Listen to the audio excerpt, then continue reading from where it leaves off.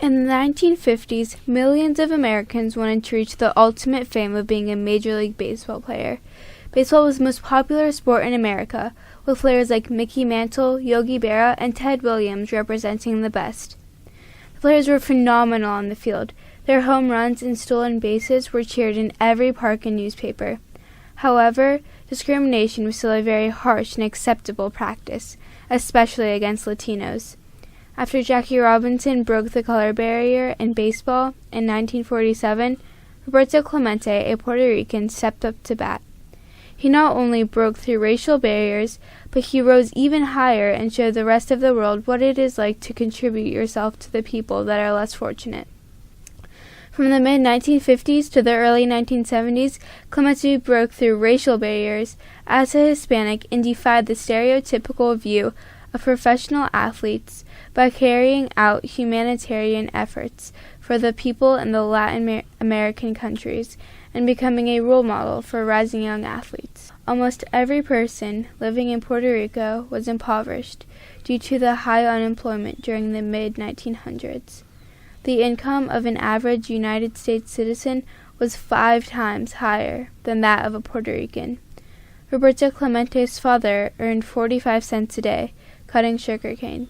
He also ran a small store that sold food to the workers, as well as owned a rental car to bring in the supplies.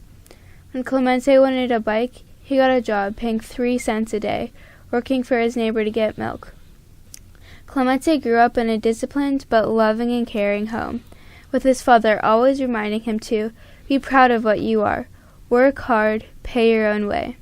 As Clemente grew older, he found his first love of baseball, and no one could stop him from playing. His career started after a scout for the Caguas Rio Piedras first saw him play and offered him a position on the team.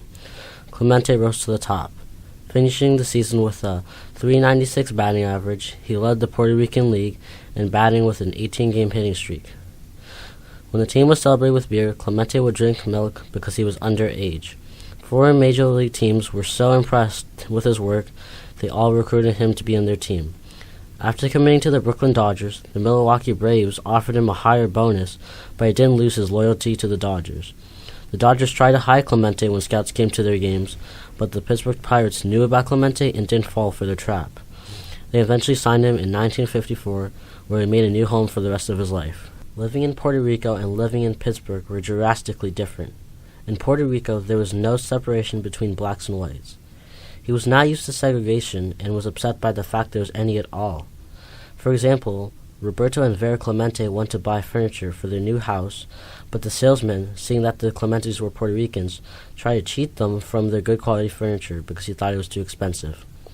When the salesman found out he was speaking with Roberto Clemente, he quickly changed his view of him and offered him the same furniture as everyone else. Clemente refused to buy from a store that didn't respect him the same as everyone else because of his heritage. A lot of racist remarks and even threats were made towards Clemente. Roberto Clemente did incredible work on the field that outshined the negativity towards him. His playing was aggressive, but controlled, and he was one of the finest defensive outfielders, with a very strong throwing arm. He won 12 Gold Glove awards and an MVP. Then, at age 38, he got his 3,000th career hit and got a standing ovation by the crowd and everyone in the stadium. Fans and players from all over admired his hard work and his unique style.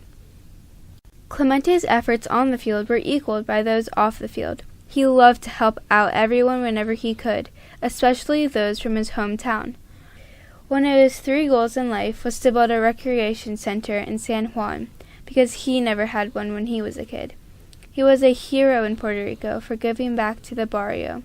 He was involved with helping children and younger Hispanic players who were new to the MLB struggling with the culture and lifestyle in America. He filmed an anti-drug commercial and then translated the script to Spanish for those who couldn't speak English. He would often say, if you have the chance to accomplish something that will make things better for people coming behind you, and you don't do that, you're wasting your time on this earth.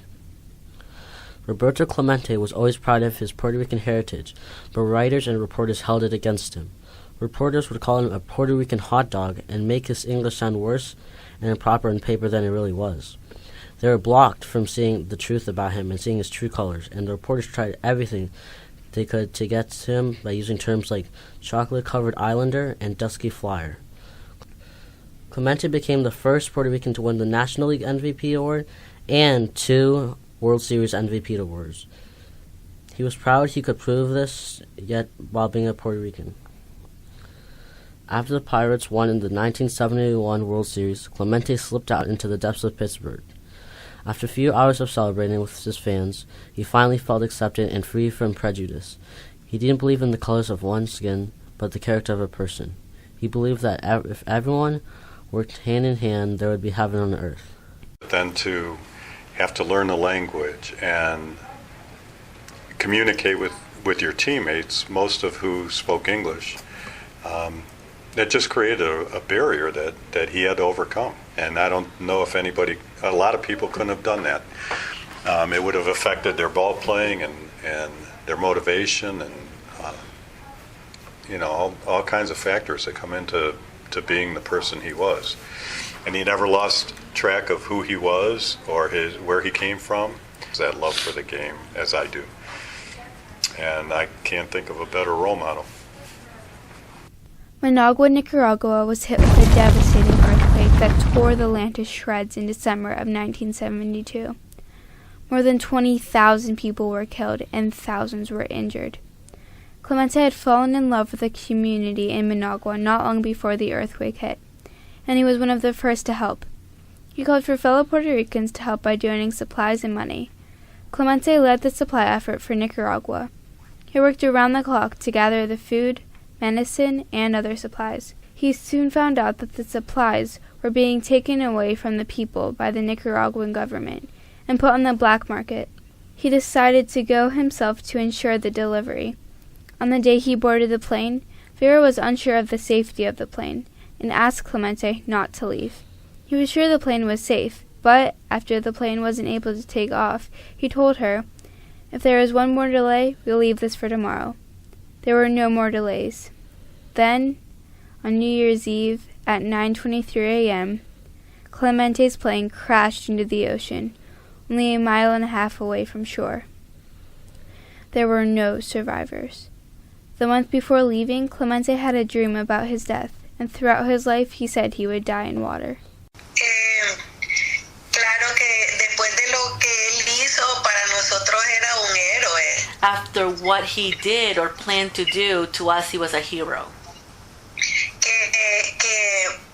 Como digamos, él murió por llevar esa ayuda a Nicaragua. He died to bring in resources and supplies to Nicaragua. Roberto Clemente changed the stereotypical view of athletes from a famous superstar that doesn't care about the needs of people to a humanitarian that lives and dies for his cause. There are 40 schools and 200 parks named after him, from Puerto Rico to Germany. The Roberto Clemente Award is given every year to a baseball player who displays the most humanitarian efforts and truly understands the value of helping others. Yadier Milana followed very close in Clemente's footsteps when he won the award in 2017 for his relief efforts to help Puerto Rico after a devastating earthquake struck. Cleveland Indians pitcher Carlos Carrasco recently won the Roberto Clemente Award in 2019. The Roberto Clemente mean a lot to me because pretty much everyone know what he did for his community outside his country. So he was an unbelievable player. Then just to see him what he did, so it's made me feel so excited, so follow the steps. Roberto Clemente left an imprint in everyone's hearts, with his compassion as strong as his throwing arm. Growing up in a less fortunate home made his heart soft and tender. He dedicated his life to helping others. He broke segregation barriers. He fought back with his hustle, his heart, and love for the game.